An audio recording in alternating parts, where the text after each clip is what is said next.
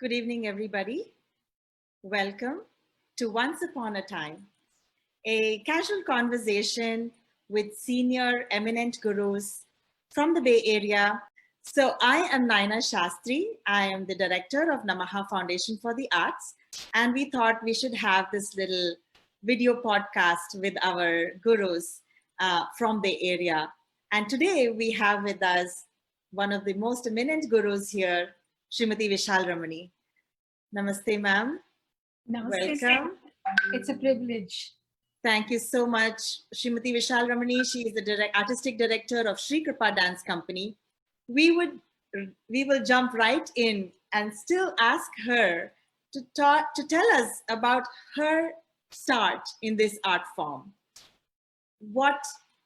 How did she begin her dance? Where did she begin her dance? And what inspired her? That's a wonderful question because I don't think I could have answered that question without remembering how I used to stay in my mother's womb. Because my beginnings were from the womb, where my mother is a classical music artist. Mm-hmm. She was not a performer. She was just a housewife, but she was a great violinist. She was seeped into the musical tradition. Right. And my older sister was already dancing when I was in my mother's womb. Oh. So I would kick my mother exactly with rhythm. So I don't think I should say what my beginnings were, but dance is what I breathe. Dance is what I think. Dance, the creative arts, I shouldn't say just dance. For me, creativity of any form, whether it is a simple knitting needle creativity or whether it is painting something or indulging in music, anything that is artistic, I just love it. But Vishal ma'am, how was it when you, where did you start learning and how was it at that time? Just general, the art forms, Grandmother, my father's mother, was very much involved in the aesthetics, enjoying music, enjoying the arts, and she wanted her grandchildren to learn this dance form. I come from a very traditional Orthodox family. And one would say in those days that, that was the time when the Devadasi system had just gone out, 1948 and all that. And then 49, 50, 51, people never thought of really putting their children from very Orthodox homes into schools. Correct. If you ask me, was it easy for me? Actually, as I remember, it was very easy to slip into this tradition because we had a wonderful dance school called Shri Rajarajeshwari Bharatanatyam Kalamandir. Correct. It had started right around the corner from my home. Oh, okay. I couldn't even imagine that I just had to hop, skip, jump and go there. Correct. And the gurus were Shri Mahalingam Pillai, Govind Raj Pillai, and Right. Karthambal teacher. And the senior teacher was Guru Kuppaya Pillai.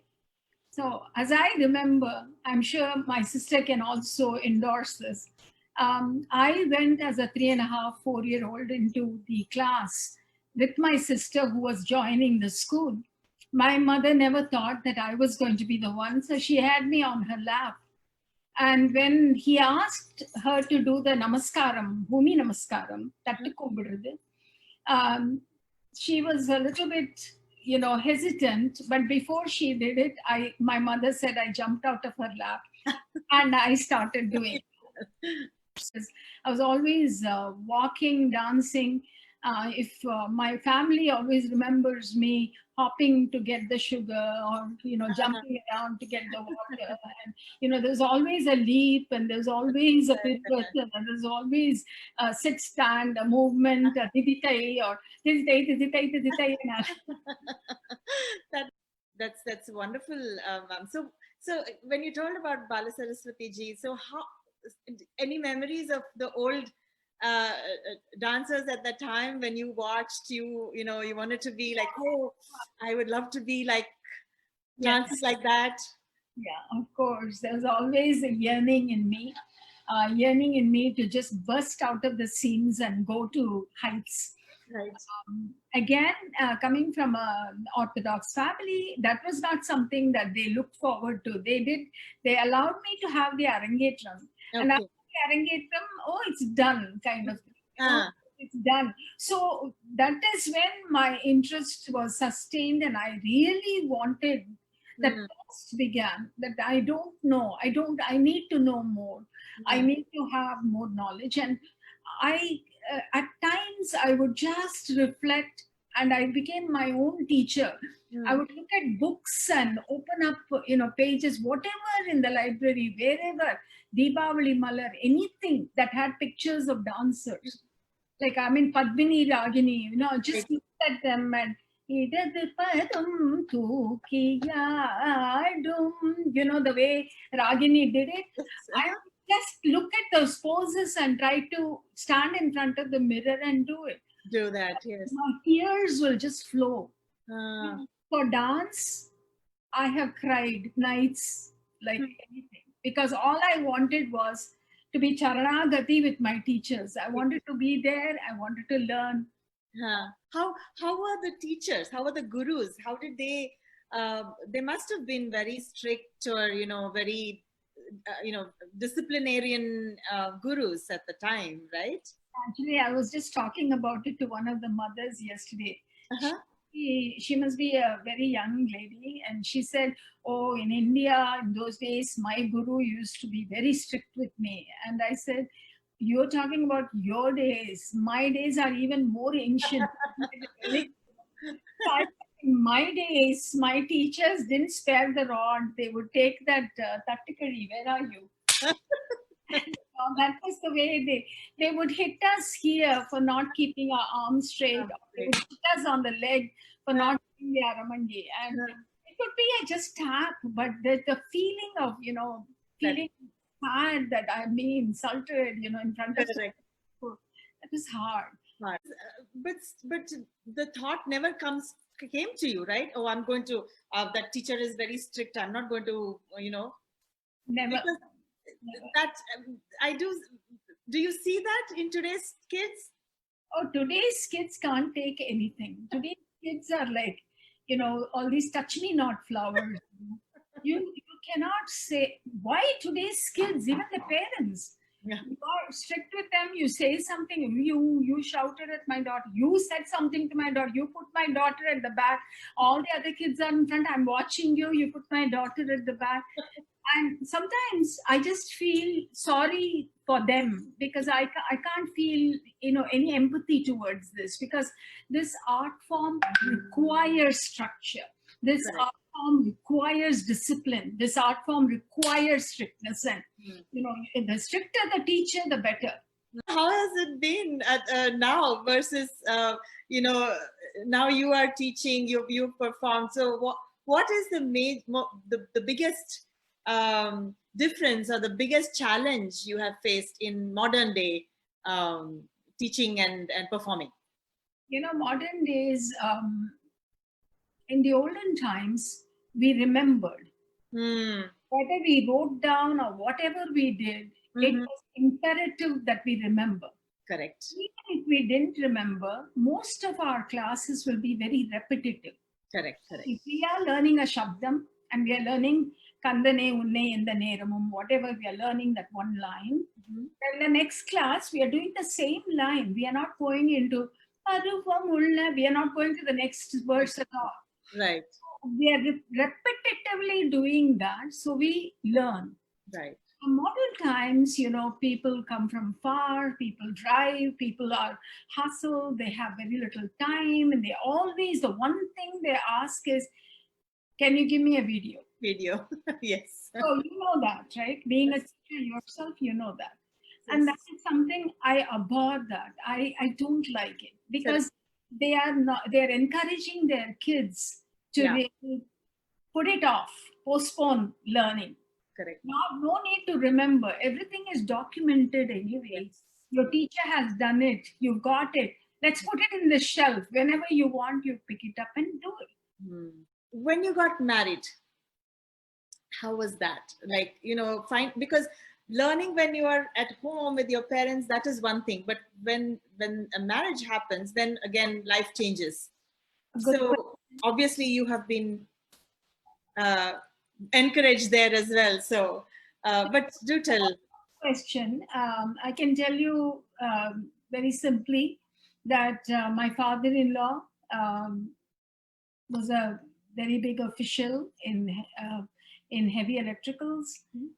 He was the chairman, managing director, and in Bhopal, he hugged me and said, "Go to England, go to London, wherever you're going, and light up with your dance." And Nice. that's the blessing he gave me. Mhm. My mother-in-law, there is no precious human being other than her for me. She was more than a mother to me.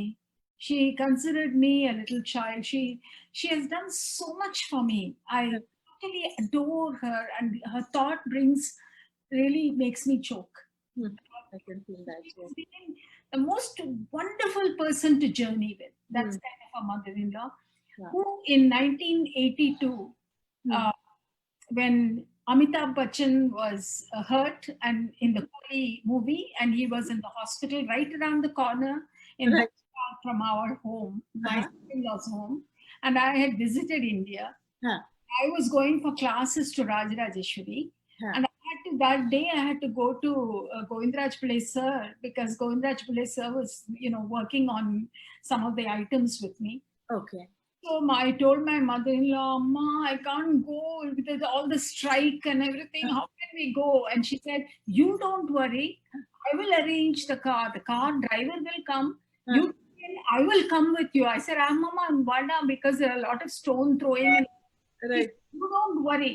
Huh. Driver knows how to take us." Not only that, she went to the silver shop. She bought a big silver plate for him Huh. and with fruits. And she said, "Po Guru Dachina Kurtutu," then you start, So that memory just, rakes my heart. That's my mother-in-law. Hmm. A wonderful lady that I adore. And even today, I hold my hands together. Nice. That. And that was the way it was. But my own life, with I'm married to a scientist here, who is a PhD in science. For him, arts didn't mean anything. So for the two of us were working on parallel lines, because for us the meeting ground was not there, because he was not into creative arts, he was not into my beliefs and spirituality. I'm not ritualistic or anything. Right. I want spirituality and structure in the home. And that was missing for me. So Okay. there was a big void in my life. So most of my journey I have done by swimming against the tides by myself. My school, my entire organization, everything. Outsiders have helped me, yes, and I have relied on them. But I have done most of the work myself. Many times I would sit there and I'll be determined, because for me, if I take up something, I have to be extraordinary. I never believed I was extraordinary when I started the school. But that's why I kept going to my teachers to get endorsements. Um, so, ma'am, we spoke about this. You are not, I mean, dancer, yes, but you also have so many other talents, and you are so involved in all of them as well. Can you share with us what else makes you tick? Well, like I said, whatever I do, I want to be extraordinary. So that's it can be a little bit of a fault too, that I am like that. So I have to do my best. I have to absolutely do my best. Right. I entered. Someone challenged me about. Someone said something very derogatory about India. A white man who spoke he was standing there in a real estate office, and he said, "Who would ever go to that black hole about?" Mm. So the moment he said that, it just made me enraged, and basically Yes, I took it in good humor because I didn't want to shout or scream or what does he know. So Right. I said, Tim, I beg to differ from you. I come from India and you're saying it right in front of me. Mm-hmm. I can tell you about India. India is not a city of joy that you see, all these lepers and creepers and beggars. Correct. Uh-huh. India is a great country. It has a great culture and great tradition, and you need to know that. And he said, "Tell me about it." Hmm. So he challenged me, and I said, "I will tell you, Huh. not in one line or one sentence, but I'll tell you in a TV series." And that's how I started Wow. series. And I went into the local, channel, and I asked them to give me a half an hour slot. Huh. And they gave me that, and I did Echoes of India. Wow. Huh. Echoes of India, people who I really want to thank Mm-hmm. are Amrit Singhal ji Mm-hmm. and Bharti Singhal Mm-hmm. and Ashok Subramaniam. All these people were with me in that journey. And we started doing this production, Echoes of India, and it went on for about almost 15 years or so. Wow. Kept on going week after week after week. He would, Amritji would actually carry the tapes from city to Fremont to Saratoga, Cupertino, and it was Milpitas, so it was telecast everywhere. And Wow. a lot of people knew me through Hmm. Echoes of India because I would talk in English Uh-huh. and there will be no ad Correct. details. And Right. there will be talk about India, India's ways, India's culture, India's different states, Uh-huh. everything to do with the clothing, to do with the foods, to do Huh. everything about India. Huh. I brought eminent artists. I brought a lot of entrepreneurs there. Huh. In fact, I was the first one to do the little public broadcast Hmm. thing Hmm. for Thai Indus Valley entrepreneurs. Uh-huh. Huh. Brought Shri Suhas Patil and many other people. Suhas Patil, by the way, is from Jamshedpur, the same city as me. Correct. He went to the boys' Hindi school, and I went to the convent school there. That's it. He's a great guy, who has made been a CEO of Cirrus Logic and so many other companies. But we interviewed not just them, but Dr. Kiran Bedi. Kiran Bedi came here and she was so beautiful. She visited us. She gave me a book saying, "You yourself are a beacon." Uh, I just love those moments when I met such great people. Not the few I'm saying, the Right. many people we met, many of the artists, great artists we met.